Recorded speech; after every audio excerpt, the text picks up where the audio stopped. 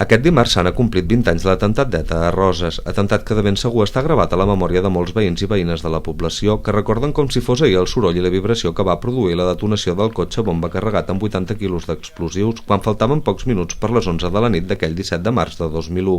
Una nit tràgica on el mosso d'esquadra Santo Santamaria va perdre la vida per l'impacte de metralla amb tan sols 32 anys i 3 agents de la policia local van resultar ferits.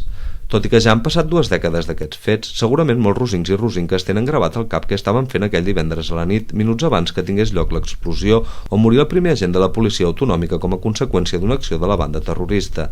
Agent que cada 17 de març és recordat amb un sentit homenatge que realitza el monòlit que l'Ajuntament de Roses va instal·lar al lloc dels fets a la zona enjardinada de la semirotonda que hi ha a uns metres de l'hotel Monte Carlo, que és on va explotar el cotxe bomba.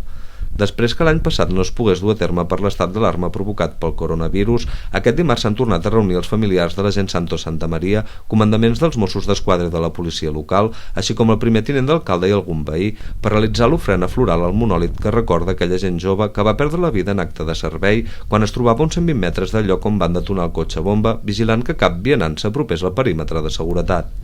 Abans de l'ofrena floral, el pare de Santo Santamaria ha ofert unes paraules d'agraïment als presents on ha donat les gràcies especialment al cos dels Mossos d'Esquadra pel record que tenen del seu fill 20 anys després d'aquell tràgic succés.